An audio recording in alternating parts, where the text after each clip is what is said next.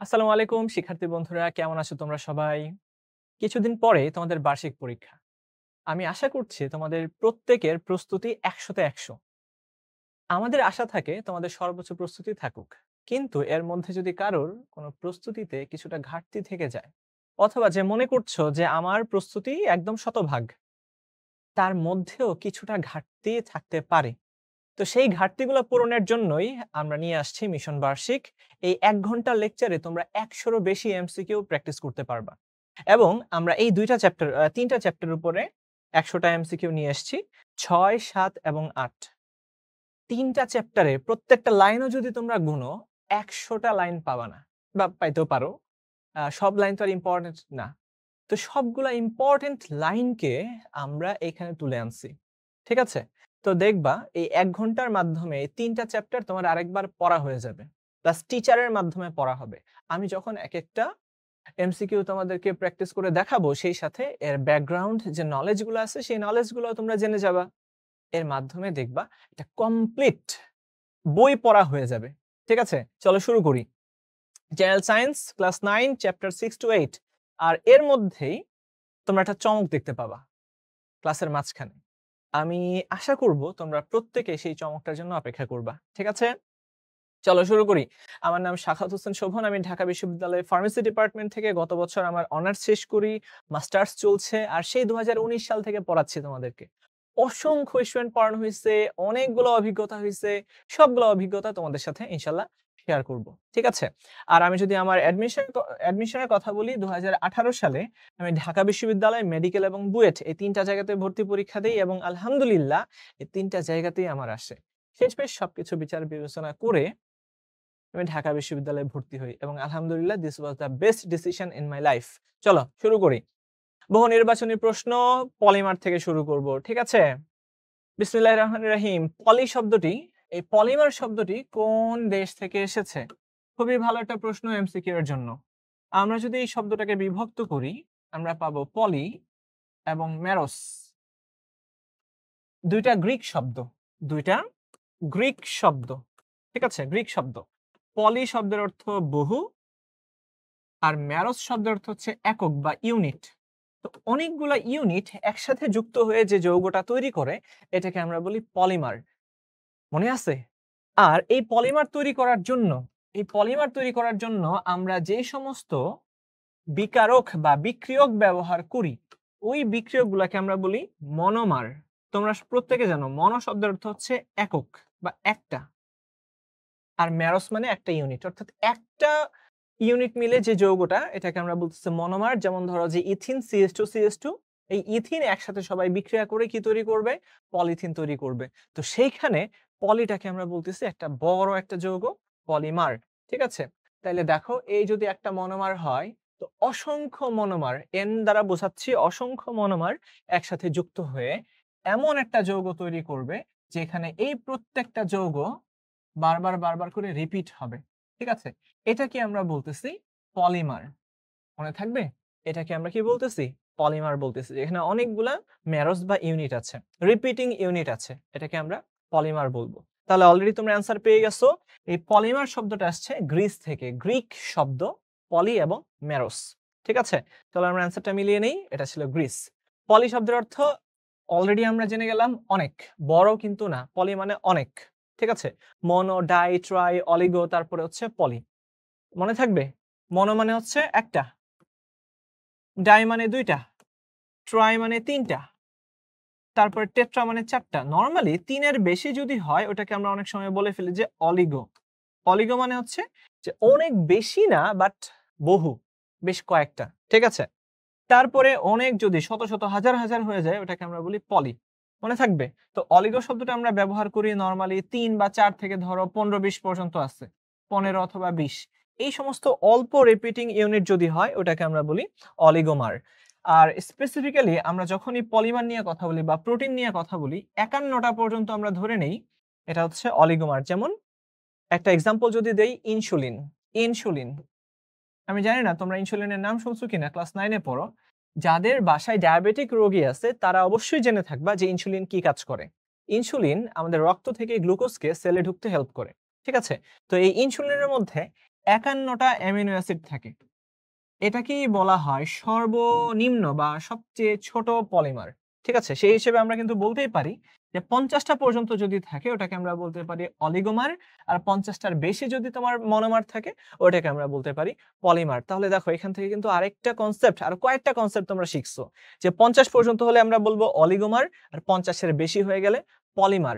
আর ৫১টা amino acid বিশিষ্ট polymer তোমার insulin, এটাই হচ্ছে ক্ষুদ্রতম মানে সবথেকে ছোট পলিমার। মনে থাকবে ইনসুলিন। ওকে, এরপর গ্রিক শব্দ ম্যারোস এর অর্থ কি? ম্যারোস এর অর্থ হচ্ছে একটা ইউনিট বা অংশ, এক একটা অংশ। কোনটি প্রাকৃতিক পলিমার? আমরা পলিমারের ক্লাসিফিকেশন জানি। কিছু পলিমার তোমার প্রকৃতি থেকে বা পরিবেশ থেকে আমরা পাই, কিছু পলিমার আমরা নিজেরা তৈরি করি ল্যাবে বা আমাদের ফ্যাক্টরিতে। তো যে সমস্ত পলিমার তোমার জীবদেহে পাওয়া যায়, প্রাণীদেহ বা উদ্ভিদ দেহে পাওয়া যায়, ওদেরকে আমরা বলবো কি প্রাকৃতিক পলিমার। যেমন তোমার নিজের দেহে কিছু পলিমার আছে, সেটা কি? যেমন গ্লুকোজ আছে, প্রোটিন আছে, ডিএনএ আরএনএ আছে, এরা সব প্রাকৃতিক পলিমার। ঠিক আছে?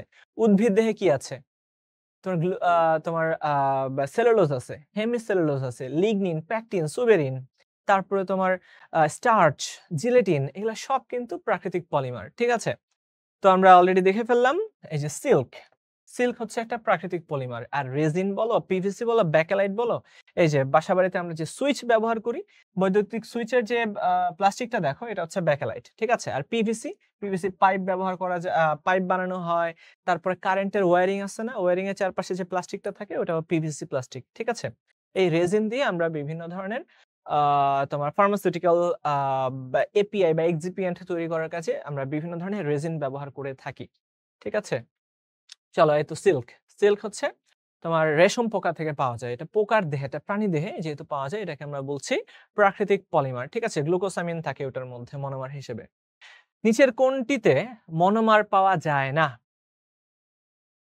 পলিমার যদি না হয় তাহলে সেখানে মনোমার পাওয়া যাবে না। দেখো, কার্পেট, প্লাস্টিক, পিভিসি দিয়ে বানানো হয়, এটা একটা পলিমার। রাবার, আইসোপ্রিন নামক একটা মনোমারের সহায়তায় রাবারটা তৈরি হয়। রাবারের মনোমার হচ্ছে আইসোপ্রিন।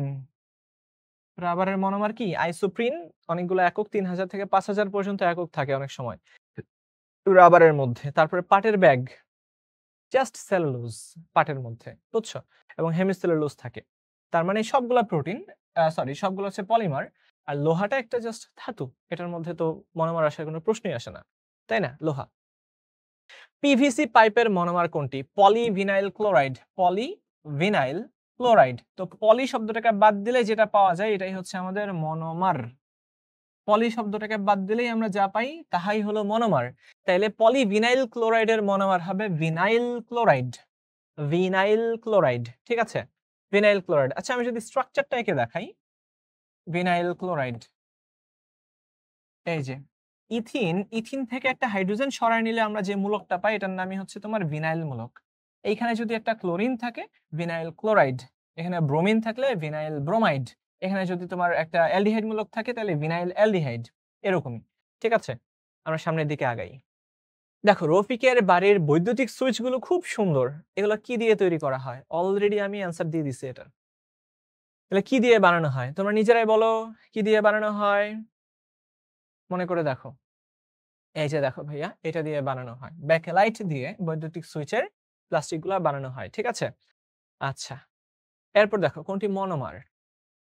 কোনটা মনোমার? পলিথিন তো ইথিনের পলিমার। পিভিসি হচ্ছে তোমার ভিনাইল ক্লোরাইডের পলিমার। ঠিক আছে? আর ফেনল আসলে কোনো মনোমার না। হ্যাঁ, ইউরিয়া ফর্মালডিহাইড রেজিনে ওটা আমরা ব্যবহার করি। এটা ফেনল একটা মনোমার। ঠিক আছে? ফেনল একটা মনোমার যেখানে দ্বিবন্ধন থাকবে। আচ্ছা, মেলামাইন একটা পলিমার। মেলামাইন একটা প্লাস্টিক, এটাও কি একটা পলিমার? মনে থাকবে? কৃত্রিম পলিমার। রেজিন পলিমার অলরেডি আমরা আলোচনা করছি আগে। তো এলিমিনেশন প্রসেসেও কিন্তু তুমি ফেনলে চলে যেতে পারো। মনে থাকবে? এরপরে দেখো কোনটি কৃত্রিম পলিমার? আমরা নিজেরা বানাই কোনটা? তো দেখো, আমরা সিল্ক কি বানাইতে পারি? সিল্ক যেটা রেশম থেকে আমরা পাই এটা পারবো না। পাট, পাট গাছ থেকে পাওয়া যায়। তারপর আবার এটা উদ্ভিদ থেকে পাওয়া যায়। তো এলিমিনেশন প্রসেসে আমরা পেয়ে গেলাম রেজিন, এটা আমরা নিজেরা বানাই, বুঝছো? কৃত্রিম পলিমার। তো পলিথিন তৈরিতে কত তাপমাত্রা দরকার? Very very important. এই যে ইথিন, ডাবল বন্ড, ১০০০ থেকে ১২০০টা এরকম মনোমার নিয়ে পলিথিনটা তৈরি হয় এবং এটা খুবই আনইউজুয়াল একটা বিক্রিয়া, কারণ এই ক্ষেত্রে তাপমাত্রা কম লাগে, চাপ বেশি লাগে। 200 ডিগ্রি সেলসিয়াস তাপমাত্রায় অক্সিজেন প্রভাবকের উপস্থিতিতে বিক্রিয়া করবে। অক্সিজেনটাকে আমরা দেই মেইনলি তোমার ফ্রি রেডিক্যাল বা মুক্তমূলক তৈরি করার জন্য।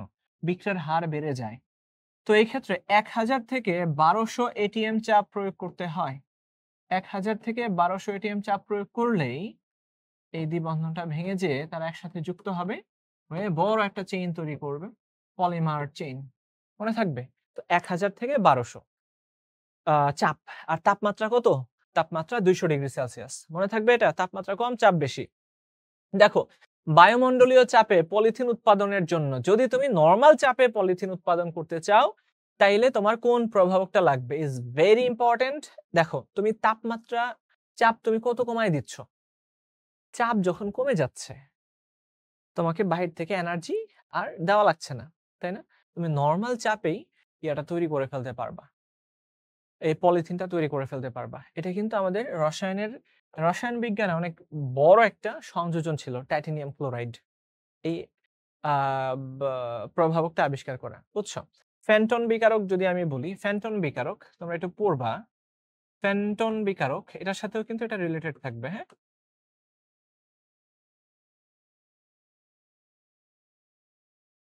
তোমরা এই বিকারকগুলো মনে রাখবা। ফেন্টন বিকারক, তারপর হচ্ছে গ্রিগনার্ড বিকারক, গিলম্যান বিকারক, এরকম অনেকগুলো বিকারক আছে, এগুলো মনে রাখবা, হ্যাঁ?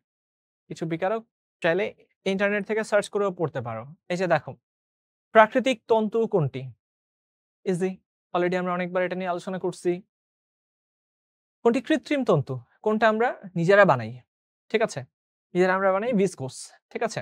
এই ভিসকোস এর মাধ্যমে আমরা ধরো যে কিছু তোমার পলি ব্যাগ পাওয়া যায়, বুঝছো? যেটা টান দিলেও খুব একটা ছিঁড়ে না, খুব একটা নষ্ট হয় না। এই ধরনের পলিমারকে আমরা ভিসকোস বলতেছি, ঠিক আছে?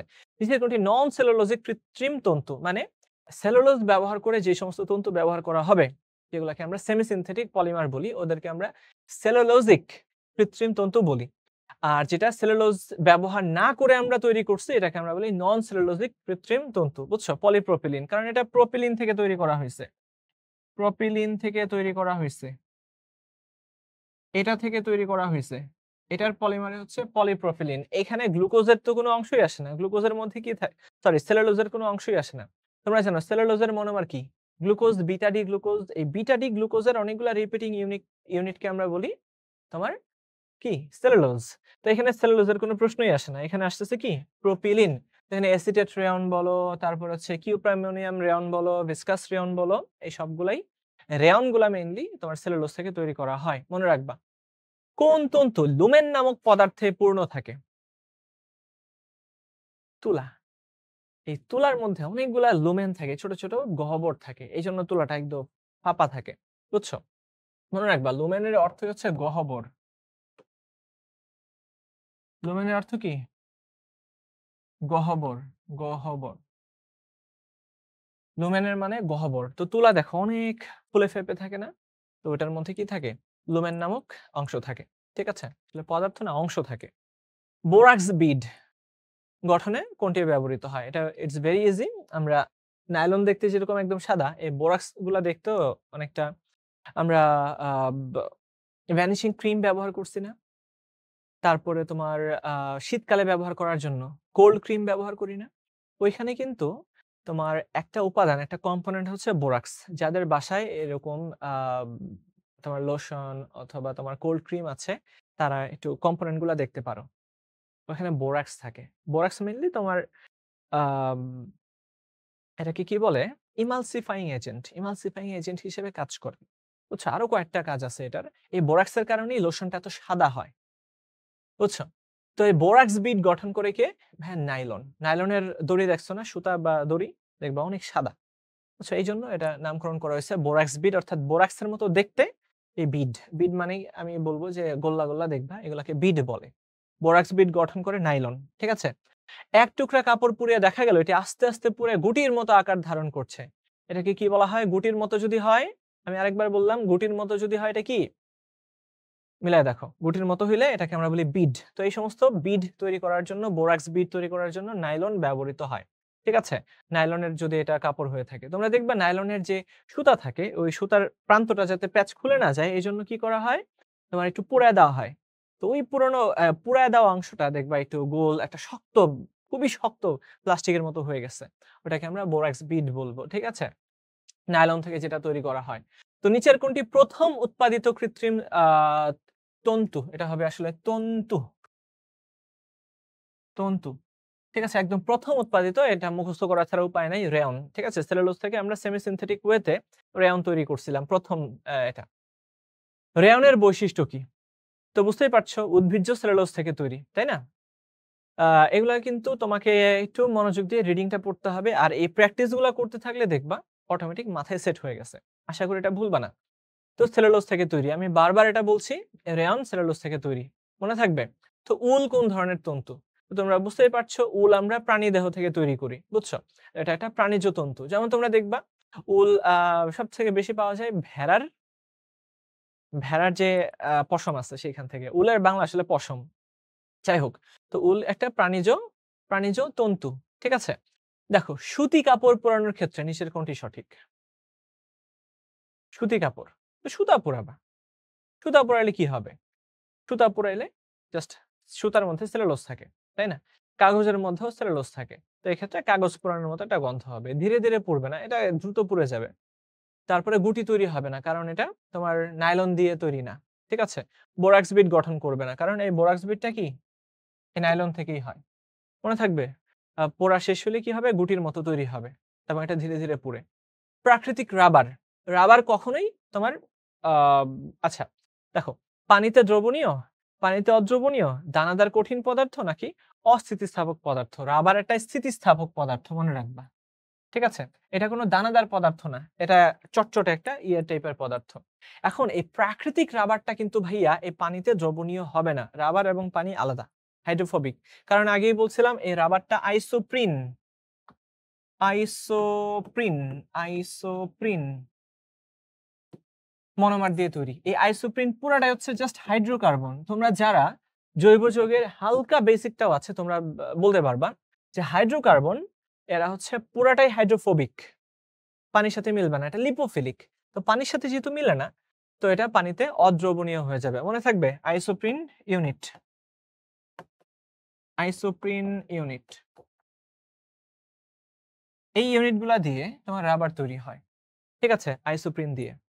আচ্ছা প্রাকৃতিক রাবার কোনটির সাথে বিক্রিয়া করবে? তো প্রাকৃতিক রাবার এই ওজোন দিয়ে আমরা এটাকে শক্ত বানায় ফেলতে পারি। বুঝছো? ওজোনের সাথে বিক্রিয়া করে আমরা প্রাকৃতিক রাবার কি করে ফেলতে পারি? আরো ডিউরেবল করতে পারি। আরো শক্ত বানাইতে পারি। ওকে। এরপরে দেখো নিচের কোনটি থার্মোসেটিং প্লাস্টিক? ২ ধরনের পলিমার আছে। একটা হচ্ছে তোমার থার্মোপ্লাস্টিক, যার মধ্যে প্লাস্টিসিটি ধর্ম আছে। আর আরেকটা হচ্ছে থার্মোসেটিং। থার্মোপ্লাস্টিক আর এটা হচ্ছে থার্মোসেটিং। আমাদের মাস্টার্সে পলিমার সায়েন্স আছে। বিশাল বড় চ্যাপ্টার। ওইখানে কিছুদিন আগে মাত্র পরীক্ষা দিয়ে আসছে এটার উপরে। দেখো থার্মোপ্লাস্টিক হচ্ছে এমন ধরনের পলিমার যাদেরকে তুমি একবার পোড়াবা বা হচ্ছে একবার তুমি এটাকে নষ্ট করে ফেলবা, তুমি এটাকে আবার রিইউজ করতে পারবা। বুঝছো? এর প্লাস্টিসিটি বৈশিষ্ট্য আছে। অনেকটা রাবারের মতো। টান দিছো আগের জায়গায় চলে আসলো। বুঝছো? বা মেটাল গুলার মতো। মেটাল বাঁকাবা আবার আগের জায়গাতে নিয়ে আসতে পারবা। ব্যাপারটা এরকম। তো তুমি এটাকে রিইউজ করতে পারবা। রিইউজ করা যায়। বুঝছো? থার্মোপ্লাস্টিক গুলাকে। বাট থার্মোসেটিং যারা নরমালি ঘনীভবন পলিমার। আচ্ছা এরা হচ্ছে তোমার এডিশন পলিমার। সংযোজন বিক্রিয়ার মাধ্যমে যে পলিমার গুলা হবে এটাকে আমরা থার্মোপ্লাস্টিক পলিমার বলি। আর থার্মোসেটিং গুলা এটা রিইউজ করা যায় না। একবার তুমি পোড়ায় ফেলবা, এর বন্ডিং গুলো এমন ভাবে চেঞ্জ হবে এটার আগের মতো শেপে আসবে না। নতুন পরিবর্তিত শেপ হয়ে যাবে। মনে থাকবে? এরা মেইনলি কনডেনসেশন পলিমার বা ঘনীভবন পলিমার। এরা মেইনলি কেমন পলিমার? ঘনীভবন পলিমার। ঠিক আছে? এটাকে তুমি চাইলেই আর রিইউজ করতে পারবা না। একবার পুড়ায় ফেলবা মানে শেষ। এবং এগুলা খুব শক্ত হয়ে থাকে। এই থার্মোসেটিং পলিমার গুলা। ঠিক আছে? এই, এই হচ্ছে অ্যান্সার। তো এই melamine, urea, formaldehyde, resin plus bakelite এগুলা সবগুলাই হচ্ছে তোমার থার্মোসেটিং পলিমার। মনে থাকবে? একবার পুড়ায় ফেলবে মেলামাইনকে পোড়াও দেখবে একদম গুঁড়া, গুঁড়া হয়ে গেছে। এমনও হয় অনেক সময়। আচ্ছা, রেয়নের বৈশিষ্ট্য কি অলরেডি আমরা দেখলাম সেলুলোজ দিয়ে আমরা মেইনলি সবার প্রথম এটাকে তৈরি করছিলাম। এবং এরপরে দেখা গেল যে প্রাকৃতিক পলিমার থেকে নানান ধরনের পলিমার আমরা বানাইতে পারি। আমাদের কাজে ইয়ে করতে পারি, লাগাইতে পারি। তো এরপর থেকে কিন্তু পলিমার সায়েন্স অনেক বেশি আগাইছে। আসলে তুমি চারপাশে যা দেখো ভাইয়া সবই পলিমার, বুঝছো? এই যে আমি টি-শার্টটা পরে আছি এটা একটা পলিমার। এই যে ঘড়ির রাবারটা দেখতেছো এটা একটা পলিমার। এই যে প্লাস্টিকটা দেখতেছো এটা আরেকটা পলিমার। এই যে প্লাস্টিক সব তোমার চারপাশে যা দেখো সব পলিমার। ঠিক আছে? তুমি যে কাগজে লিখতেছো ভাইয়া ওইটাও পলিমার। এটা প্রাকৃতিক পলিমার। ঠিক আছে? পলিমারকরণ প্রক্রিয়ায় ২ টি মনোমার একসাথে যুক্ত হলে তোমার উৎপন্ন হয় কি? মনোমার 2 বা হচ্ছে ডাইমার। এটা আসলে ডাইমার, বুঝছো? Monomer, dimer.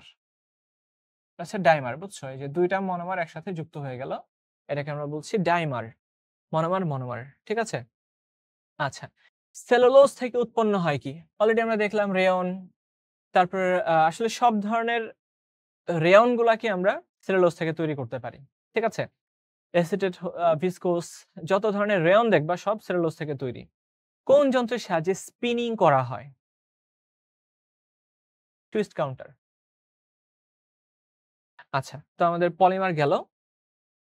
এরপর আমরা চলে যাচ্ছি অম্ল, ক্ষারক এবং লবণের ব্যবহার। অ্যাকচুয়াল রসায়ন বলতে তুমি এখন দেখবা আমরা ল্যাবে যে কাজকর্মগুলা করি। পলিমার কিন্তু তুমি ল্যাবে বানাইতে পারবা না। এটার জন্য অনেক বড় একটা কি লাগে? সিস্টেম লাগে। ফ্যাক্টরিতে তৈরি করা হয়। বাট এটা প্রতিদিনকার ল্যাবের কাজ এটাই। অম্ল, ক্ষার, লবণ নিয়ে কাজ করো। দেখো কোনটা শক্তিশালী অ্যাসিড? যে অ্যাসিড গুলো একদম পরিপূর্ণভাবে ভেঙে যাবে। ভেঙে যেয়ে একদম প্রচুর পরিমাণে H+ তৈরি করবে তাদেরকে আমরা শক্তিশালী অ্যাসিড বলি। যে অ্যাসিড গুলার নাম একটু বেশি শুনছো। যেমন নাইট্রিক অ্যাসিড, সালফিউরিক অ্যাসিড, তারপরে ধরো যে তোমার hydrochloric acid, hydrobromic acid, hydroiodic acid, very strong acid, hydroiodic acid, perchloric acid, HClO4, perchloric acid, HClO3, chloric acid, HBrO4, HiO4 এই ধরনের অ্যাসিড গুলো হচ্ছে তোমার শক্তিশালী অ্যাসিড। ঠিক আছে? সেই হিসেবে আমরা দেখতে পাচ্ছি এই তো আমাদের নাইট্রিক অ্যাসিড এটা একটা শক্তিশালী অ্যাসিড। ঠিক আছে? এরপরে দেখো কোনটি দুর্বল অ্যাসিড? যত তোমার জৈব অ্যাসিড আছে, formic acid, citric acid, ascorbic acid, এই যে অ্যাসিটিক অ্যাসিড, এরা কি দুর্বল অ্যাসিড। ঠিক আছে? আমরা দেখলাম, মাত্রই দেখলাম। কোনটি পানিতে আংশিক বিয়োজিত হবে? হ্যাঁ, যেটা দুর্বল অ্যাসিড এটাই আংশিক বিয়োজিত হবে। ঠিক আছে? এই যে অ্যাসিটিক অ্যাসিড যেটা ভিনেগারের মধ্যে পাওয়া যায়, এটা ধরো যে 1000 এর মধ্যে 20টা 25টা ভাঙবে বা 100 এর মধ্যে 2টা 2.5টার মতো ভাঙবে। ঠিক আছে? মাইনাস আর হচ্ছে H+। অর্থাৎ যতগুলা অ্যাসিড ছিল ততগুলা H+ তৈরি হয় না। এটা অল্প পরিমাণে ভাঙে। তো এটার বিয়োজন মাত্রা দেখা যায় কি যে 2 থেকে 2.5% এরকম হয়ে থাকে। এর বেশি একটা হয় না। 2.5% এর মতো হয়। 100 টার মধ্যে 2.5টা ভাঙে। বলতে পারো যে ভাই 2.5টা আবার কেমনে ভাঙে? তাহলে 1000 টার মধ্যে 25টা ভাঙে। এভাবে চিন্তা করতে পারো। আচ্ছা, বিচ্ছুর হুলে পিঁপড়া যখন কামড়ায়, মৌমাছি যখন কামড়ায়, বিচ্ছা যখন কামড়ায়, ওই হুলের মধ্যে কোন পদার্থ থাকে? আচ্ছা, দেখো তোমাকে ব্যথা দেওয়ার জন্য যে জিনিসটা দায়ী এটা হচ্ছে তোমার হিস্টামিন। ঠিক আছে? হিস্টামিন থাকবে। এই হিস্টামিন গুলার কাজ বন্ধ করার জন্যই কিন্তু আমরা অ্যান্টিহিস্টামিন জাতীয় ওষুধ খাই। বুঝছো? যেটা তোমার ব্যথাকে নাশ করবে। যেটা তোমার ব্যথা কমায় দিবে। ওটাকে আমরা অ্যান্টিহিস্টামিন ড্রাগ বলি। আচ্ছা, হিস্টামিনের বিপরীতে কাজ করবে। সৌরবিদ্যুৎ সংরক্ষণে ব্যবহৃত ব্যাটারির অত্যাবশ্যকীয় রাসায়নিক উপাদান কোনটি? তোমরা সবাই জানো। তোমাদের বাসাবাড়িতে যে আইপিএস এর ব্যাটারিগুলো আছে সেটার মধ্যেও দেখবা এই জিনিসটা থাকবে। সালফিউরিক অ্যাসিড থাকবে। দেখো টয়লেট পরিষ্কারের মূল উপকরণ কোনটি? টয়লেট পরিষ্কারের মূল উপকরণ কোনটি? এটা তোমরা জানবা। এখানে শক্তিশালী একটা পরিষ্কারক ব্যবহৃত হবে। যেখানে গ্লাস ক্লিনারে দুর্বল পরিষ্কারক ব্যবহৃত হয়। একটু মিলায় দেখো তো তোমরা বইয়ে যেটা পড়ছো। শক্তিশালী পরিষ্কারক কোনটা? যেটা শক্তিশালী অ্যাসিড বা ক্ষার। এরা হচ্ছে তোমার শক্তিশালী পরিষ্কারক। এই ক্ষেত্রে ক্ষার ব্যবহার করা হয়। ঠিক আছে? আ বা একটু বইয়ের সাথে মিলায় দেখবা। এই জিনিসটা মেইনলি ব্যবহৃত হয়। নট ওইটা। এটা একটু ভুল হইছে। এটা না। অ্যান্সার হবে এটা। আর গ্লাস ক্লিনারের মধ্যে ব্যবহৃত হবে অ্যামোনিয়াম হাইড্রোক্সাইড। ঠিক আছে? Sorry for that. এটা হচ্ছে সোডিয়াম হাইড্রোক্সাইড। ঠিক আছে? সোডিয়াম হাইড্রোক্সাইড হচ্ছে টয়লেট পরিষ্কারকের মূল পরিষ্কারক। আচ্ছা, ক্যালসিয়াম অক্সাইডের সাথে আমরা এই যৌগকে ব্যবহার করছি, এতে করে ক্যালসিয়াম সালফেট এবং পানি তৈরি হয়েছে।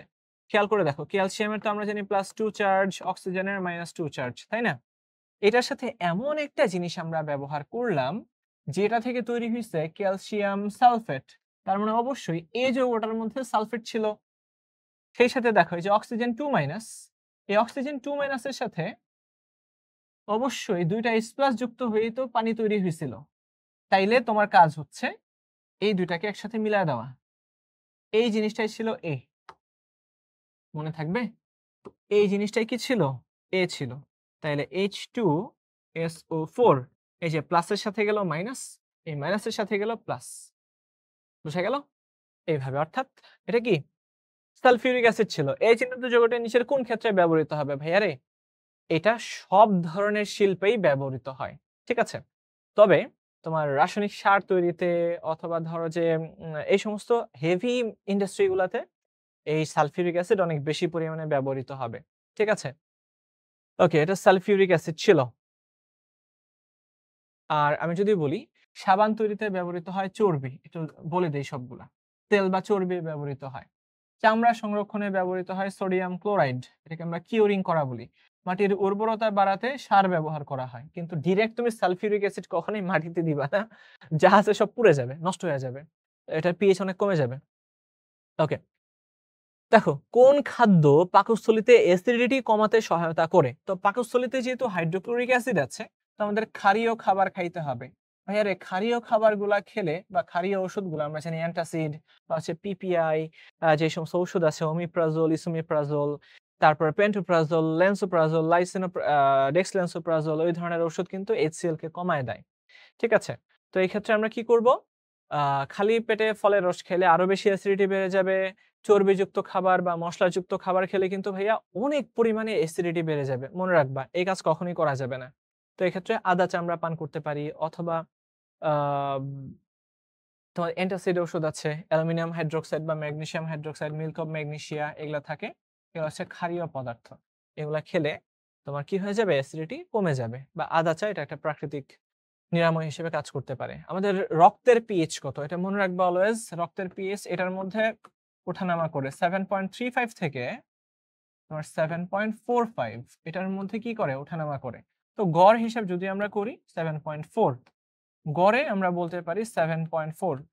এটা এই পিএইচ কখনোই 7.35 এর চেয়ে কমা যাবে না বা 7.45 এর চেয়ে বাড়া যাবে না। বেড়ে গেলেই কিন্তু আমরা অ্যাসিডেমিয়া বা অ্যালকালেমিয়া এগুলা বলি। অ্যালকালোসিস বা অ্যাসিডোসিস এগুলা হওয়া যাবে না। ঠিক আছে? আচ্ছা, আমাদের রক্তের মধ্যে বাফার সিস্টেম কাজ করে, তোমরা জানো। বাফার বাফার হচ্ছে এমন একটা সিস্টেম যে সিস্টেমটা পিএইচ পরিবর্তনকে বাধা দেয়, পিএইচটাকে পরিবর্তন করতে দিবে না। ওই সমস্ত সিস্টেমকে আমরা বলি বাফার সিস্টেম। আমাদের রক্তের মধ্যে তোমার বাইকার্বনেট বাফার কাজ করে, তোমার প্রোটিন বাফার কাজ করে। এই বাফারগুলা রক্তের পিএইচটাকে চেঞ্জ করতে বাধা দেয়। রক্ত একদম ফিক্সড পিএইচ ধরে রাখবে, এটা মনে রাখবা, 7.4 এর কাছাকাছি। পাকস্থলীতে খাদ্য হজম করার জন্য কত পিএইচ দরকার? তো নরমালি এটা 2 এর থেকে একটু বেশি থাকে। নরমালি 2 এর থেকে কি থাকে? একটু বেশি থাকে। 2 এর নিচে কিন্তু আবার নামে না। ভাইরে ভাই, 2 এর নিচে নামলে পাকস্থলী ফুটা হয়ে তোমার আলসার হয়ে যাবে। পেপটিক আলসার হয়ে যাবে, বুঝছো? তো এটা করা যাবে না। নরমালি 2 থেকে একটু বেশি থাকবে, সেজন্য আমরা এটাকে 2 ধরে নিতে পারি। বুঝছো? নরমালি 4 ও কিন্তু থাকে। 2 থেকে 4 এর মধ্যে এটা ওঠানামা করে। আচ্ছা। তো যত বেশি তোমার অ্যাসিডিক হবে খাবার তত সহজে হজম করা যাবে। এটা একটা বিষয়। যারা নিয়মিত দেখবা গ্যাস্ট্রিকের ওষুধ খায়, তাদের কিন্তু আবার ডায়রিয়া হয়ে যেতে পারে। স্পেশালি ইসোমিপ্রাজোল বা ওমিপ্রাজোল যারা খায়, পেন্টোপ্রাজোলের কোনো সমস্যা নাই। যারা ওমিপ্রাজোল বা ইসোমিপ্রাজোল খায়, তাদের কিন্তু ৩ মাস পর পরে ডায়রিয়া হয়ে যেতে পারে। এজ এ ফার্মাসিস্ট, আমি যেহেতু ফার্মাসিউটিক্যাল ইন্ডাস্ট্রিতে, ফার্মাসিউটিক্যাল কোম্পানিতে আমি এখন আছি, প্লাস আমার ফার্মাসিউটিক্যাল নিয়ে পড়াশোনা। তো এটা আমি জানি। অ্যাকচুয়ালি পড়াশোনা আমাদের আছে এটা নিয়ে। তো ওমিপ্রাজোল, ইসোমিপ্রাজোল কিন্তু খারাপ। ২-৩ মাস পর পরে দেখবা ডায়রিয়া হয়ে গেছে। যারা নিয়মিত খায় দেখবা, তাদের কাছে শুনবা। তাদের পেট খারাপ থাকে। দেখবা যে হজম হচ্ছে না, কনস্টিপেশন হয়ে যাচ্ছে বা ডায়রিয়া হয়ে যাচ্ছে, এই প্রবলেম গুলা থাকে। বাট সবথেকে সেফ আমরা বলতে পারি পেন্টোপ্রাজোল এবং ডেক্সলেন্সোপ্রাজোল। কিছু ডাক্তারি শেখায় তোমাদেরকে। পেন্টোপ্রাজোল বেশ সেফ একটা ড্রাগ। প্লাস হচ্ছে ডেক্সলেন্সোপ্রাজোল। এগুলোর দাম একটু বেশি, বাট তাও ভালো। যদি ভালো থাকতে চাও, ভালো জিনিস খাইতে হবে। ঠিক আছে? পেন্টোপ্রাজোল, ডেক্সলেন্সোপ্রাজোল এরা অ্যাসিডিটি কন্ট্রোলের জন্য সুপার মলিকিউল। সুপার। বেশ ভালো। আচ্ছা, তো আমরা কোথায় গেছিলাম? করিমের জমির মাটি ক্ষারীয়। মাটির উর্বরতা বৃদ্ধির জন্য তার কোন জাতীয় সার ব্যবহার করতে হবে? যেহেতু ক্ষারীয় মাটি, অনেক শক্ত মাটি, এটাকে একটু নরম বানাইতে হবে। তার জন্য আমাদের অম্লধর্মী, ক্ষারীয়কে প্রশমিত করার জন্য অম্লধর্মী সার ব্যবহার করতে হবে, যেটা ফসফেট সার, triple super phosphate, ammonium sulphate, di ammonium phosphate, এই ধরনের সালফেট ফসফেট সার ব্যবহার করতে হবে, বা নাইট্রেট, নাইট্রেট সালফেট ফসফেট এই জাতীয় সার ব্যবহার করতে হবে। ঠিক আছে? ফেনলফথেলিন সব থেকে বেশি ব্যবহৃত নির্দেশক অ্যাসিড ক্ষার টাইট্রেশনে। তো এটা তোমার অম্লীয় মাধ্যমে বর্ণহীন থাকে, আর ক্ষারীয় মাধ্যমে খুব সুন্দর গোলাপি আকার দেখা, গোলাপি কালার দেখা যায়। ঠিক অপশনগুলো যেটা আছে ওই কালার। ঠিক আছে? মনে থাকবে ফেনলফথেলিন।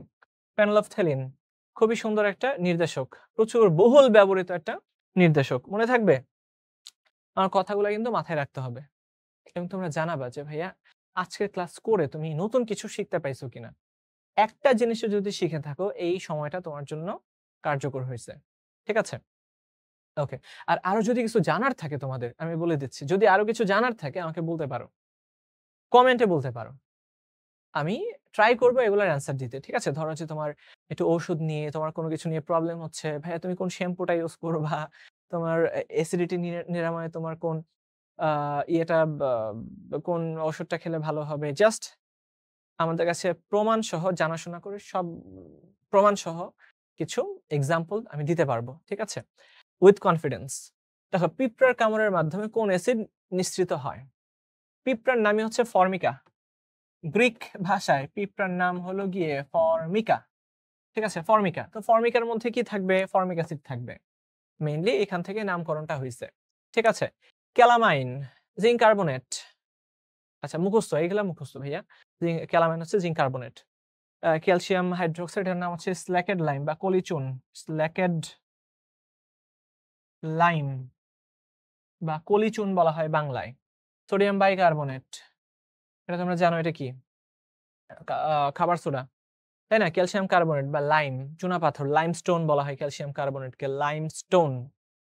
যত বেশি পারো যৌগ মুখস্থ করবা, এটা তোমাদের জন্য ভালো। এরপর দেখেন বাবুরা, নিচের কোনটি milk of lime? Milk of lime, lime, lime মানেই চুন, একদম কোনো কথা নাই। লাইম মানে কি? চুন। ক্যালসিয়াম জাতীয় যেটা থাকে এটাকে আমরা বলি চুন। ঠিক আছে? আর মিল্ক কেন বলা হয়েছে? কারণ এটা দেখতে সাদা, এই জন্য milk of lime calcium hydroxide. ঠিক আছে? গ্যাস্ট্রিকের ব্যথার জন্য, মেইনলি গ্যাস্ট্রিকের ওষুধের জন্য যে ওষুধ খাওয়া, গ্যাস্ট্রিকের প্রবলেমের জন্য যে ওষুধ খাওয়া হয় তা হলো কি? তোমার নট অনলি ম্যাগনেসিয়াম হাইড্রোক্সাইড, এই যে অ্যান্টাসিডের মধ্যে ম্যাগনেসিয়াম হাইড্রোক্সাইড থাকে, অ্যালুমিনিয়াম হাইড্রোক্সাইড থাকে, সিমেথিকোন থাকে। বুঝছো? সিমেথিকোন, সিমেথিকোন এটা যাতে একটু পেটটাকে ভালো রাখে। তারপর সুক্রালফেট থাকে, সুক্রালফেট, সুক্রালফেট থাকে যাতে করে আমাদের পাকস্থলীর ভেতরে যে স্তরটা আছে, যে লাইনটা আছে, এটাকে আমরা গ্যাস্ট্রিক লাইনিং বলি। গ্যাস্ট্রিক লাইনগুলো যাতে প্রোটেক্টেড থাকে সেই জন্য এদেরকে আমরা ব্যবহার করি। প্লাস একটু আগে তো বললামই, যাদের অ্যাসিডিটির সমস্যা আছে তাদের জন্য বেস্ট দুইটা মলিকিউল হচ্ছে পেন্টোপ্রাজোল প্লাস কি ডেক্সলেন্সোপ্রাজোল। ডেক্সলেন্সোপ্রাজোল মনে থাকবে? ওকে, সামনে আগাই। দেখো, জ্যাক লাইম হিসেবে পরিচিত কোনটা? It's very cute. তোমার এটাকে আমরা বলি স্ল্যাকেড লাইম, জ্যাক লাইম, কলিচুন, অনেকগুলো নাম আছে, বুঝছো? ক্যালসিয়াম হাইড্রোক্সাইডের, এই যে দেখো, ক্যালসিয়াম হাইড্রোক্সাইড একটা ক্ষার, সালফিউরিক অ্যাসিড একটা অ্যাসিড, তো ক্যালসিয়াম সালফেট 2 অণু পানি। তো এই বিক্রিয়াটার মাধ্যমে আসলে কি হইলো? এই বিক্রিয়াটা একটা প্রশমন বিক্রিয়া। অ্যাসিড ক্ষার পরস্পরকে প্রশমিত করে কি করলো? লবণ পানি তৈরি করলো, তাই না? তো মাটির অ্যাসিডিটি দূর হয়, মাটির ক্ষারীয় ভাব প্রশমিত হয়, পেটের ব্যথা সেরে যায়, পেটের বদহজম দূর হয়। আসলে এই বিক্রিয়াটা তোমার পেটে হয় না। এটা এটা এটা এটা মাথায় রাখবা।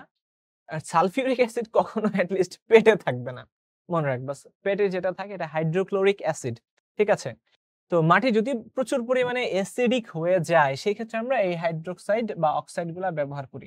নেভার এভার আমরা এই হাইড্রোক্সাইড ব্যবহার করি। আমরা ব্যবহার করি হচ্ছে ক্যালসিয়াম অক্সাইড। ঠিক আছে? ক্যালসিয়াম অক্সাইড আমরা ব্যবহার করি। দেখো খাবার সোডা কোনটি? Sodium bicarbonate. অলরেডি আমরা এটা বলে ফেলেছি। আর ২ বার ছিল এই প্রশ্নটা। এই সোডিয়াম বাইকার্বনেটকে আমরা বলি খাবার সোডা। ঠিক আছে? এরপর দেখো সাবানের সংকেত কোনটি? উচ্চতর ফ্যাটি অ্যাসিডের সোডিয়াম বা পটাশিয়াম লবণ। তো উচ্চতর ফ্যাটি অ্যাসিড হিসেবে আমরা স্টিয়ারিক অ্যাসিডটাকেই ব্যবহার করি। Stearic acid, stearic acid, stearic acid উচ্চতর ফ্যাটি অ্যাসিডের সোডিয়াম বা পটাশিয়াম লবণ।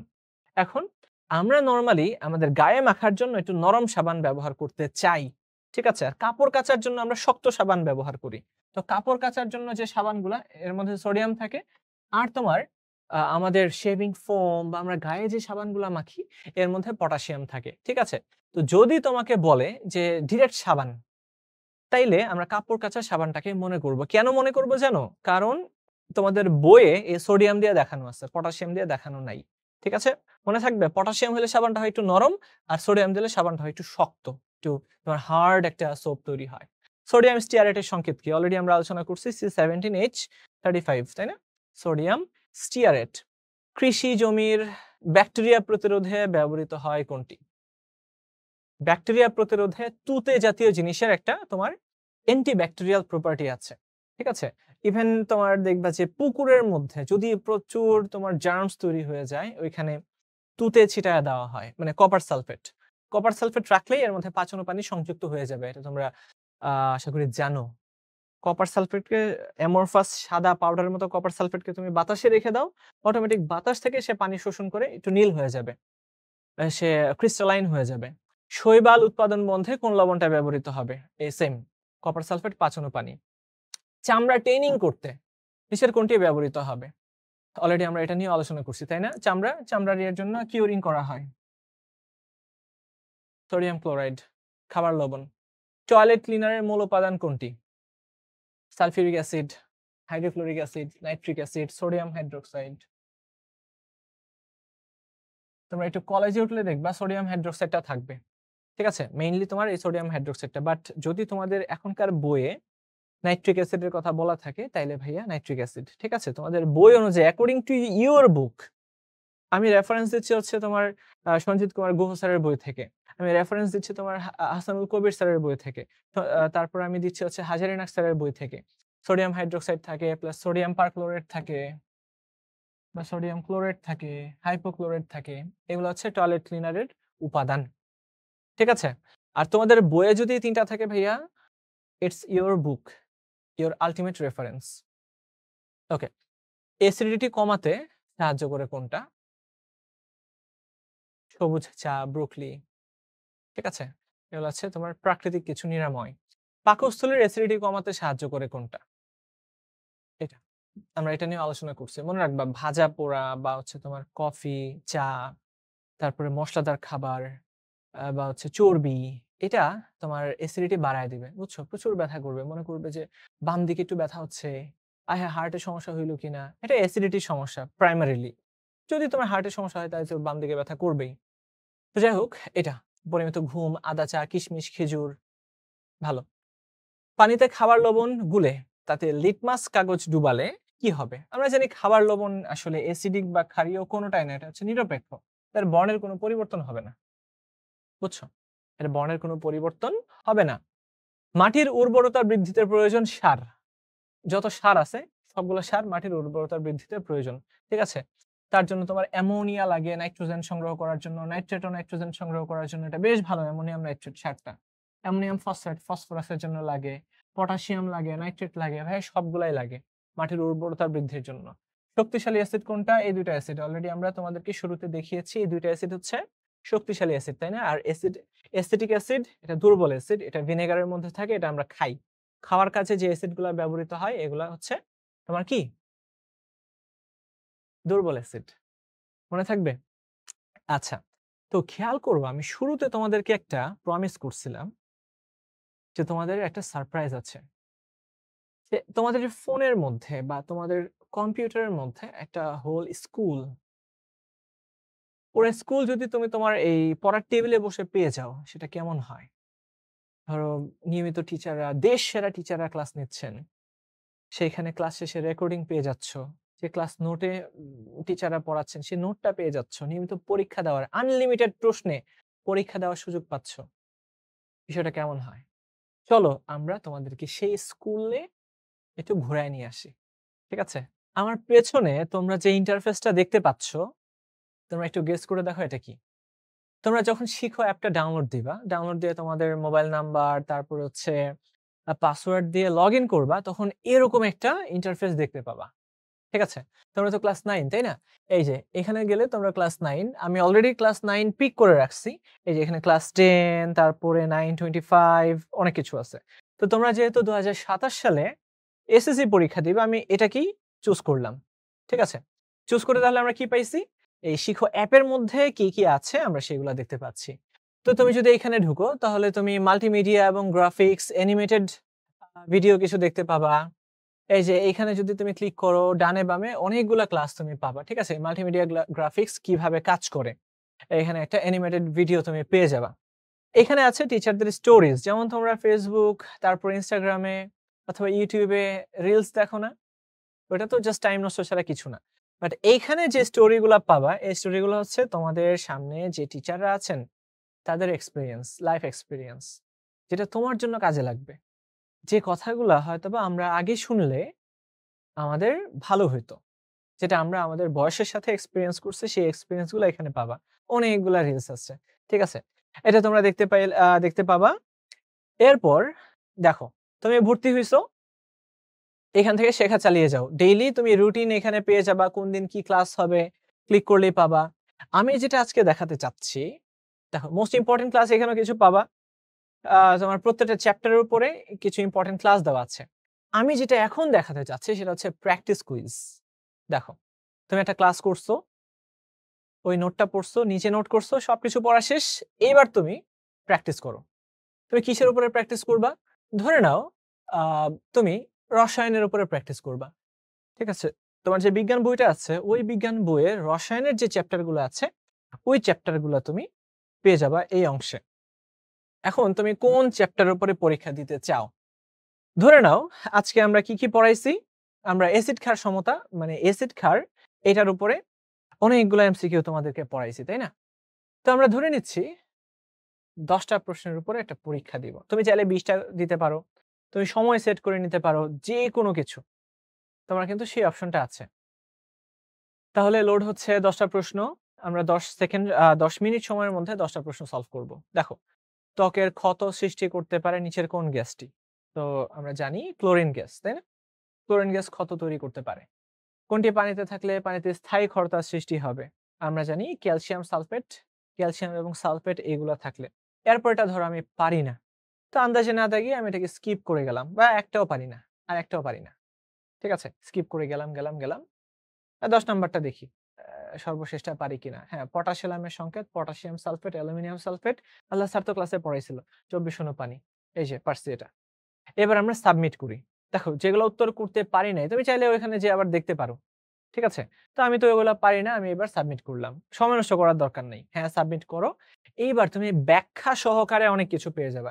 ঠিক আছে? এবার দেখো তো ১০ এর মধ্যে আমি কত পাইছি? ৩ পাইছি। সময় লাগছে ৩৯ সেকেন্ড। তো ও বলছে যে আমি কেমন? আমি হচ্ছে কাঁচা। আমি এখনো ওরকম ভালো হইতে পারি নাই। গ্র্যান্ড মাস্টার টাইপের কিছু হইতে পারি নাই। ওরকম অনেকগুলা পাবা। তো তুমি যদি চাও আরেকবার ট্রাই করতে, তুমি কিন্তু আরেকবার ট্রাই করতে পারবা। আবার ট্রাই করে দেখো। আবার এরকম ১০ টা ১৫ টা বা ২০ টা যতগুলা চুজ করবা, এরকম কিন্তু প্রশ্ন তোমার সামনে চলে আসবে। না ভাইয়া, আর প্র্যাকটিস করার দরকার নাই। অলরেডি আমরা অনেক প্র্যাকটিস করে ফেলছি। তাহলে এই যে শেষ, বেরিয়ে যাবো এখন। ঠিক আছে? বেরিয়ে গেলাম। তো এখানে আরো অনেক কিছু। তোমার ডেইলি রুটিন, আমরা যদি আজকে রুটিনটা কোথায়? এই যে দেখো রুটিন। এই রুটিনে যদি তুমি ক্লিক করো, তো আজকে কি ক্লাস আছে দেখো। আজকে কোনো ক্লাস ছিল না। গতকালকে ছিল কিনা? গতকালকেও ছিল না। এসে দেখো তার আগে লাইভ ক্লাস ছিল না। বাট আ অ্যানিমেটেড ইয়েগুলো আছে। ক্লাসগুলো আছে। বাট যখন তোমাদের ক্লাস 10 এ উঠবা ধরো কিছুদিন পরে, তোমাদের একটা রুটিন একদম ১ মাসের রুটিন শুরুতেই দিয়ে দেওয়া হবে। তুমি জাস্ট এরকম ক্লিক করবা। কোন দিন কি ক্লাস আছে তুমি এই রুটিনে ক্লিক করে ওই ডেটে ক্লিক করে দেখে নিতে পারবা। তো এবং ক্লিক করলে আমি যদি একটু পেছনের দিকে যাই, দেখি আগে ক্লাস ছিল কিনা? ইয়েস, দেখো লেকচার ক্লাস ছিল বাংলাদেশের জাতীয় সম্পদ এবং অর্থনৈতিক ব্যবস্থা। তো এই লেকচার ক্লাসটা তো আমি মিস করছি, এখানে লেখা আছে যে আমি মিস করছি। তো শাহিদিন ভাই ক্লাসটা নিছিলেন, এই ক্লাসটা কিন্তু তুমি রেকর্ড আবার দেখে নিতে পারবা, বুঝছো? এই রেকর্ডের পরে যে ক্লাস নোটটা আছে তুমি সেটাও পেয়ে যাবা, এবং এই রেকর্ডে সবকিছুই আছে। আচ্ছা, আমরা শেষ করছি। এটা এটা এটা সাউন্ড পলিউশন তৈরি করবে। তো এইভাবে তুমি চাইলে দেখো স্পিড বাড়ায় সবকিছু করে তুমি তোমার ডিজায়ার তুমি যেটা চাও সেটা তুমি পেয়ে যাবা। ঠিক আছে? হ্যাঁ, হয়তোবা আমি সবগুলা ফিচার এখনো দেখাইতে পারি নাই। এখান থেকে তুমি বই কিনতে পারবা। বাই দ্য ওয়ে, আ বা তোমার কিন্তু কিছু চ্যাপ্টার ওয়াইজ নোট থাকে। বুঝছো? প্র্যাকটিস বুক থাকে। সেই প্র্যাকটিস বুকগুলা পেয়ে যাবা। তোমাদের বইয়ের যে তথ্যগুলো আছে দেখবা রঙিন একটা বই তুমি এখানে পেয়ে যাচ্ছ পিডিএফ আকারে। সো এখানে ফিচারের কোনো শেষ নাই।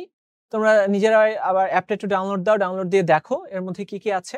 তো আই হোপ এটা পুরো একটা স্কুলের তুমি যা পেয়ে যাচ্ছ, তুমি ঘরে বসে তোমার পড়ার টেবিলে তুমি সবকিছু পাবা। তো ইনশাআল্লাহ আশা করি তোমাদের সাথে দেখা হবে সেই ক্লাসরুমে।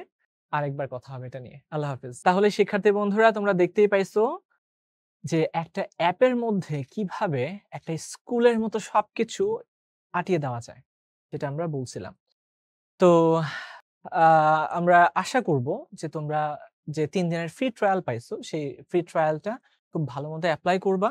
এটা কি সুবিধা আমরা দিচ্ছি সবগুলো সুবিধা তোমরা তোমার এক্সিস্টিং যা আছে তার সাথে কম্পেয়ার করে দেখবা।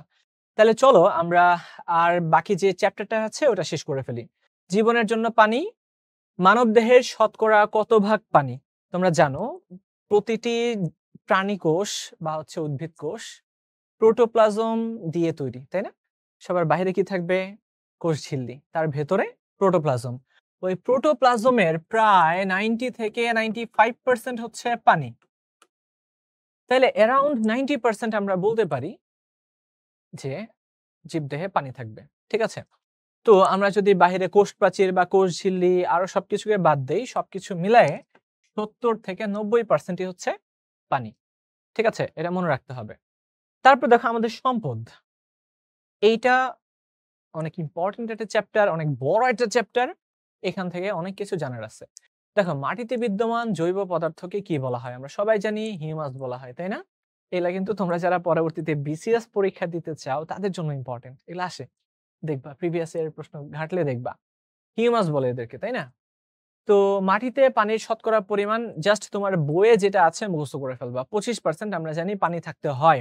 একটা ভালো মাটিতে যেখানে গাছপালা হবে সবকিছু ঠিকঠাকভাবে বৃদ্ধি পাবে সেখানে ৪ ভাগের ১ ভাগ ১/৪ পানির উপস্থিতি থাকতে হবে। ঠিক আছে? তাহলে জৈব পদার্থ কতটুকু থাকতে হবে? খুব বেশি না, 5% থাকতে হবে জৈব পদার্থ। মাটিতে বিদ্যমান পদার্থগুলোর মধ্যে বায়বীয় পদার্থ শতকরা কত ভাগ? এইটাই কিন্তু দেখা যায় তোমার বায়ু তারপরে পানি এই পরিমাণটা তোমার সমান থাকবে। ঠিক আছে? 25 ভাগ। তো এটা কিন্তু মুখস্থ করতে হবে তোমাদেরকে। তো কোন জায়গাগুলো ইম্পোর্টেন্ট সেই জায়গাগুলো আমি দেখায় দিচ্ছি। তুমি সুন্দর করে বইয়ে একটা দাগ দিয়ে দাও ওই লাইনটাতে। এবং আমি জানি তোমাদের অলরেডি বইয়ে দাগ দেওয়া আছে এই লাইনগুলা। এগুলা ইম্পোর্টেন্ট। 25 ভাগ পানি থাকতে হবে, 25 ভাগ মাটি থাকতে হবে। আচ্ছা, বাই দ্য ওয়ে মাটির কোন স্তরে হিউমাস পদার্থগুলা থাকে? তোমরা দেখবা গ্রামে অনেক সময় তোমার ফসলি জমি থেকে মাটি কেটে নিয়ে আসে। তোমার কোনো একটা বাড়ি ভরাট করার জন্য বা বাড়ির ভিটাটা আরেকটু উঁচা করার জন্য। তো সেখানে উপরের যে লেয়ারটা আছে, উপরের লেয়ারের মাটিটা দেখবা খুব কালচে হয়। আর নিচের লেয়ারের মাটিগুলা অনেকটা হলুদ হয়ে থাকে বা ব্রাউন কালারের হয়। তো উপরের লেয়ারের মধ্যে যেহেতু প্রতি বছর পলি মাটি এসে পড়ে, তারপরে হচ্ছে তোমার ওইখানে আমরা যদি কোনো একটা প্রাণী মারা যায় অথবা ধরো যে অনেক সময় ফসল পুড়ায় ফেলে, এই জৈব পদার্থগুলা ওইখানে যেয়ে পড়ে উপরের লেয়ারটাতে। তো উপরের লেয়ারটাই কিন্তু সবথেকে বেশি উর্বর থাকে। তো উপরের লেয়ারের মাটি কেটে নিয়ে গেলে দেখা যায় মাটির উর্বরতা শক্তি নষ্ট হয়ে যায়।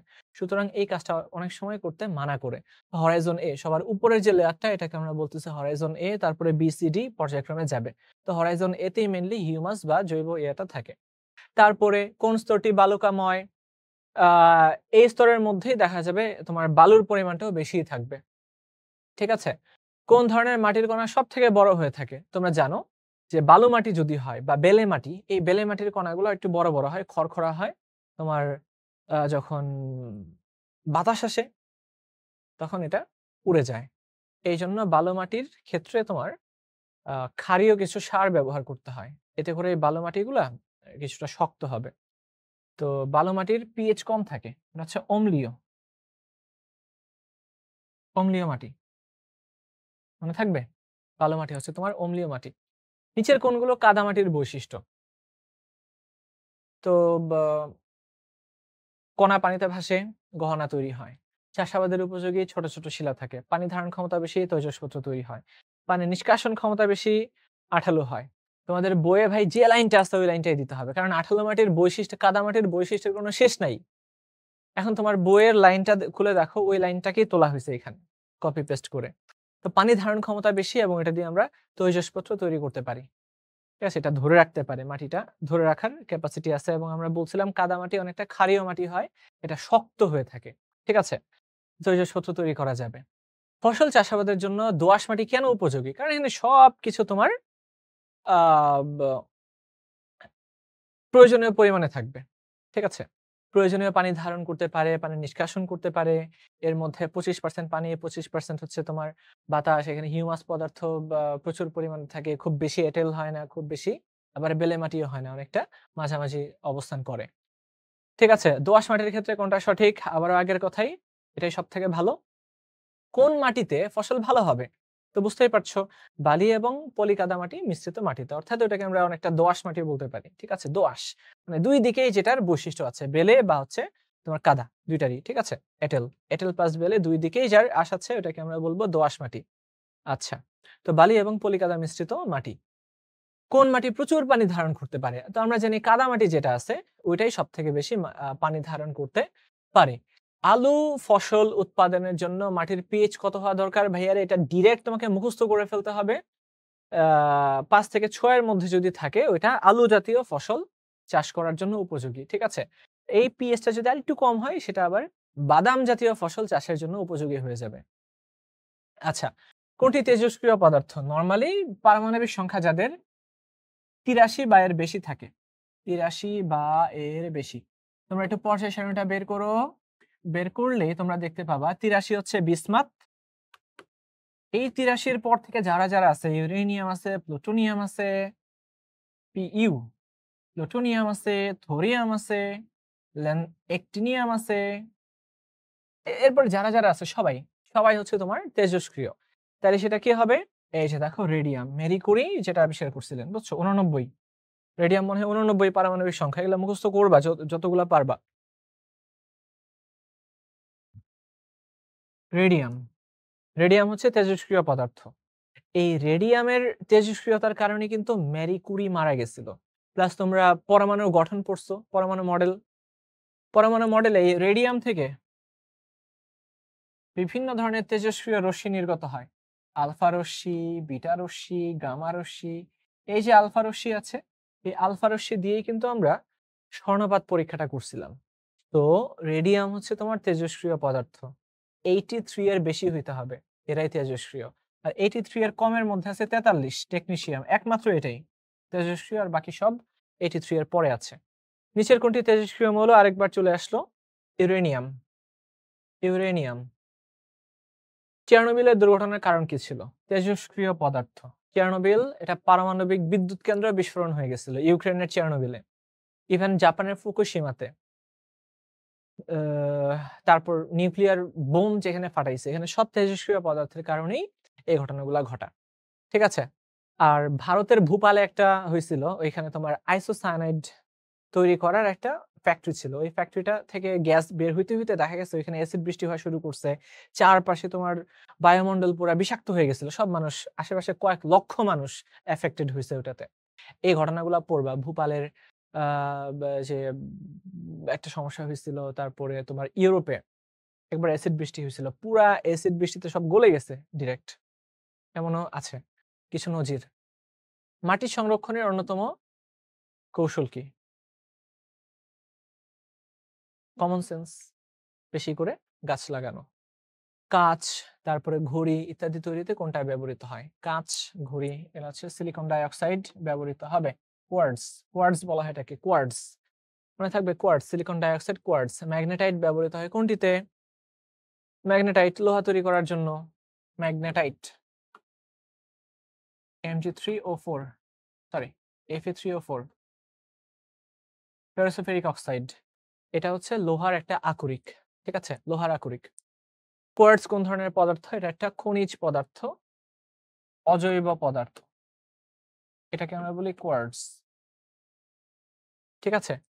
দেখো শিরীষ কাগজ তৈরি হয় কোন খনিজ থেকে? এটা সবাই জানে, বালু জাতীয় যে পার্টিকেল গুলো আছে সেগুলো দিয়ে আমরা শিরীষ কাগজ তৈরি করি, বালু অর্থাৎ কোয়ার্টজ, সিলিকন ডাইঅক্সাইড ব্যবহার করে।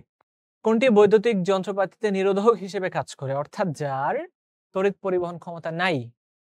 এটা ইনঅর্গানিক সাবস্টেন্স, কোয়ার্টজ, মনে রাখবা। তারপর মাইকা, এই ক্ষেত্রে মাইকাটা ডিরেক্ট বেশি ইউজ করে, বুঝছো? কারণ এটার তড়িৎ রোধী বৈশিষ্ট্য সব থেকে বেশি। তোমরা দেখবা টিনের ঘর যাদের বাসায় আছে, যাদের বাসায় টিনের ঘর, ওইখানে দেখবা মেইন সুইচটা আছে না? মেইন সুইচের ভেতরে একটা হ্যান্ডেল নিচের দিকে নামাইতে হয় বা উপরে উঠাইতে হয়। ওটার ভেতরে একটা সলিড সাবস্টেন্স থাকে, অনেকটা তোমার কি বলবো এটা, পাথরের মতোই অনেকটা দেখতে। এটা হচ্ছে মাইকার তৈরি। ওকে, সিমেন্ট এবং প্লাস্টার অফ প্যারিস তৈরিতে ব্যবহৃত হয়। Gypsum, plaster of Paris.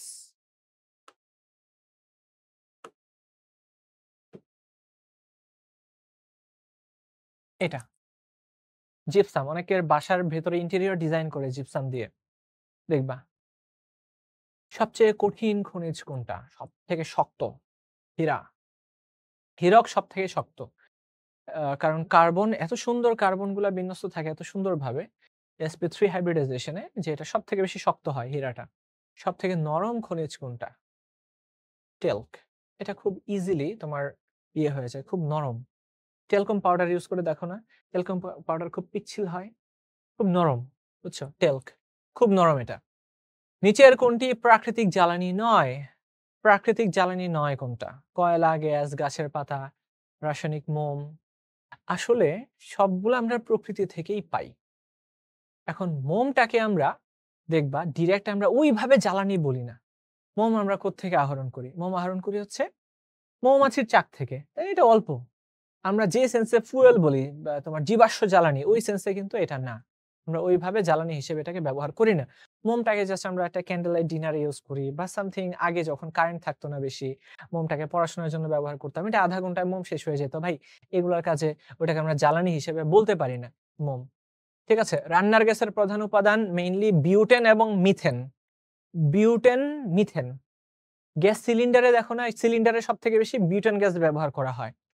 R overall আমরা ঢাকা শহরে যে তোমার এই ফ্রিতে, সরকারি গ্যাস, তারপরে তোমার ভোলাতে, সিলেটে বা চট্টগ্রামে যে সরকারি গ্যাস ইউজ করে, ওই সরকারি গ্যাসগুলোতে কিন্তু লাইনের গ্যাসে মিথেনটাই সব থেকে বেশি থাকে, আর সিলিন্ডার গ্যাসে বিউটেন গ্যাস সব থেকে বেশি থাকে। মনে রাখতে হবে এটা। দেখো CNG, compress natural gas, methane. Methane ছাড়া কিছুই না, এটা পুরোটাই মিথেন, অধিকাংশই মিথেন। মিথেন যত বেশি থাকবে ওই গ্যাসটা তত ভালো। ধরো কার্বন যেখানে যত কম সেটা তত ভালো পুড়ে, বুঝছো? তত বেশি ওটা থেকে তোমার এনার্জি তৈরি হয়। ওকে, ক্যালোরিফিক ভ্যালু সব থেকে বেশি মিথেনের, মনে রাখবা। CH4 কিসের সংকেত? মিথেনের সংকেত। এটা আমরা সবাই জানি। শতকরা কত ভাগ প্রাকৃতিক গ্যাস বিদ্যুৎ উৎপাদনে ব্যবহৃত হয়? মনে রাখবা, এটা ভ্যারি করে যদিও। শতকরা 51 ভাগ বিদ্যুৎ উৎপাদনেই আমরা ব্যবহার করি। গ্যাস ভিত্তিক বিদ্যুৎ কেন্দ্র বাংলাদেশে অনেকগুলো আছে। আচ্ছা, ইউরিয়া সারের কাঁচামাল মিথেন। ইউরিয়া সারের কাঁচামাল কি? মিথেন। এই মিথেনকে জলীয় বাষ্পের সাথে বিক্রিয়া করানো হয়। বিক্রিয়া করানোর ফলে এখান থেকে তোমার কার্বন মনোক্সাইড আর প্রচুর পরিমাণে হাইড্রোজেন গ্যাস তৈরি হয়। তো এই হাইড্রোজেন গ্যাসটাকে, আচ্ছা কার্বন ডাই অক্সাইডের হাইড্রোজেন গ্যাস তৈরি হয়। আর এই কার্বন ডাই অক্সাইডকে আমরা পরবর্তীতে অ্যামোনিয়ার সাথে বিক্রিয়া করি। বিক্রিয়া করলেই সেখান থেকে NH2CO, NH2 তৈরি হয়, পানি তৈরি হয়, বুঝছো? এটা হচ্ছে আমাদের ইউরিয়া সার। এটাই হচ্ছে ইউরিয়া সারের সংকেত। সুতরাং এই মিথেন গ্যাসটাকে আমরা প্রাকৃতিক গ্যাস, ইউরিয়া সারের কাঁচামাল হিসেবে ব্যবহার করি। তো এক পরমাণু কার্বনের সাথে 4 পরমাণু হাইড্রোজেন, মিথেন গ্যাস। এক পরমাণু কার্বন, 4 পরমাণু হাইড্রোজেন। আচ্ছা, মিথেন গ্যাস মিলে সৃষ্ট গ্যাস কোন সার তৈরিতে ব্যবহৃত হয়? মাত্রই আমরা দেখলাম ইউরিয়া সার তৈরিতে ব্যবহৃত হয়, তাই না? আচ্ছা, প্রাকৃতিক গ্যাসের ব্যবহার সর্বাপেক্ষা বেশি কোথায় হয়? প্রায় 51% তোমার বিদ্যুৎ উৎপাদনেই ব্যবহার হয়ে যায়। সাধারণ অবস্থায় পেট্রোলিয়াম তরল হয়ে থাকে। পেট্রো যোগ ওলিয়াম। ওলিয়াম মানেই তেল, মনে রাখবা। ওলিয়াম। এই ওলিয়াম শব্দের অর্থই তেল, ওয়েল। ওয়েল আর ওলিয়াম একই। সাধারণ অবস্থায় পেট্রোলিয়ামটা হচ্ছে তরল। ওকে, নিচের কোনটি পেট্রোলিয়ামের অন্তর্ভুক্ত? কেরোসিন। কেরোসিন, মিথেন দুইটাই। ইথেনও পেট্রোলিয়ামের অন্তর্ভুক্ত। এই ক্ষেত্রে অপশনগুলা খুবই বাজে কিছু অপশন হয়েছে। এগুলা পরীক্ষায় যদি আসে যে কোনো একটা দাগায় দিবা, হবে, অ্যান্সার হবে। ঠিক আছে? তো তোমাদের বই অনুযায়ী দেখবা বইয়ে যে অপশনগুলো আছে ওইটাকে তোমরা ফলো করবা। কেরোসিন যেহেতু এটা তরল, এই সেন্সে এটাকে আমরা বলছি। কোনটি তৈরিতে পেট্রোলিয়াম ব্যবহৃত হয়? আসলে সবগুলাই তৈরিতে পেট্রোলিয়াম ব্যবহৃত হয়। বুঝছো? তো এই ক্ষেত্রে আমরা দেখব আলকাত্রা। পেট্রোলিয়ামের একটা সলিড কিছু অংশ নিচ দিয়ে বের হয়ে আসে, ওই অংশটা থেকে আমরা আলকাত্রা বানাই। তো আমি তোমাদের বইয়ে যেটা দেওয়া আছে ভাইয়া, এটার বাইরে আমরা যাইতেই পারবো না। বইয়ে যা আছে তাই করতে হবে। বিটুমিনাস কয়লায় শতকরা কত ভাগ কার্বন থাকবে? 50 থেকে 80 ভাগ। এটা হচ্ছে বিটুমিনাস কয়লা। এটা খুবই বাজে একটা পিট কয়লা, তারপরে বিটুমিনাস, তারপরে অ্যানথ্রাসাইট। এরকম কয়লার কিছু ক্লাসিফিকেশন আছে। তো বিটুমিনাস কয়লা মনে রাখবা। এইগুলা মনে রাখবা। কয়লার ক্লাসিফিকেশন পিট কয়লা। ঠিক আছে? তারপর হচ্ছে বিটুমিনাস কয়লা। বিটুমিনাস, যে কয়লাতে যত বেশি কার্বন থাকবে সেই কয়লা তত ভালো। তারপর আছে এন্থ্রাসাইট কয়লা। এন্থ্রাসাইট। এন্থ্রাসাইট। এই এন্থ্রাসাইট কয়লা সব থেকে ভালো, কারণ ভাইয়া এর মধ্যে কার্বন সব থেকে বেশি আছে, মনে থাকবে। আর বিটুমিনাস কয়লাতে 50 থেকে 80 ভাগ কার্বন থাকে। আর বাংলাদেশে যত কয়লা আছে তার 95% কয়লাই হচ্ছে বিটুমিনাস কয়লা। বেশ ভালো মানের কয়লা। আচ্ছা, হিউমাসে কি থাকে? মেইনলি জৈব পদার্থ থাকে, মনে রাখতে হবে। লবণ কখনোই না, লবণ জৈব হইতে পারে না, লবণগুলো আছে অজৈব। লিগনিন, অ্যামিনো অ্যাসিড, এই সব কিছুই। এর কারণটা কি জানো? কারণ হচ্ছে এই মেইনলি গাছপালার অংশগুলা ওই অংশে, অর্থাৎ মাটির যে জৈব অংশ ওইখানে জমা হয়। আর গাছপালার মধ্যে কি থাকে? Cellulose, hemicellulose, lignin, pectin, suberin, তারপরে তোমার অ্যামাইলোপ্যাকটিন, নানান ধরনের তোমার এই শর্করা থাকে। আর গাছের অংশে বা দেহের যে প্রোটিন অংশ আছে, প্রোটিন অংশগুলা ভেঙে তৈরি হয় অ্যামিনো অ্যাসিড। বুঝছো? যদি ব্যাখ্যা চাও এই হচ্ছে ব্যাখ্যা। আর লবণ কিন্তু থাকবে না ভাই। লবণ কোনোভাবেই, লবণ এটা একটা অজৈব পদার্থ। নাম জৈব, বাট লবণটা অজৈব। মাটিতে বিদ্যমান পদার্থসমূহ খনিজ, জৈব পদার্থ, বায়বীয় পদার্থ সবই থাকবে। এই তো। তাহলে এখানে প্রায় 102টা এমসিকিউ লাইন বাই লাইন ধরে এই 3টা চ্যাপ্টার থেকে তোমাদেরকে পড়ানো হয়েছে। এখন তোমরা একটু ফিডব্যাক জানাও যে কতটুকু টপিক কভারেজ হইলো, টপিক সবগুলো আসছে কিনা। এবং যে টপিকগুলাই ছিল আমি যে ব্যাখ্যা করে বুঝাই দিছি, দেখো এই 1টা ঘন্টার মধ্যে কতগুলো টপিক ক্লিয়ার হয়েছে। তোমাদের কিছুটা হইলেও উপকার হইল কিনা। যখন একাডেমিক ক্লাসে দেখবা প্রত্যেকটা টপিক ধরে ভেঙে বোঝানো হবে। বুঝছো? তখন তো আর আমরা এমন না যে সামনে বার্ষিক পরীক্ষা তাড়াতাড়ি করে করে এরকম না। ক্লাস 10 এ তোমাদের ক্লাস 9 এর বার্ষিক পরীক্ষা, এখন যখন 10 এ উঠবা একাডেমিক ক্লাসগুলোতে দেখবা কোয়ার্টার 1, কোয়ার্টার 2, কোয়ার্টার 3 এমন ভাবে ভাগ করা থাকবে। সবগুলা চ্যাপ্টার বিভিন্ন কোয়ার্টারের মধ্যে চলে আসবে। ঠিক আছে? তাহলে সবাই ভালো থাকো, সুস্থ থাকো আর শেখার সাথেই থাকো। আল্লাহ হাফেজ।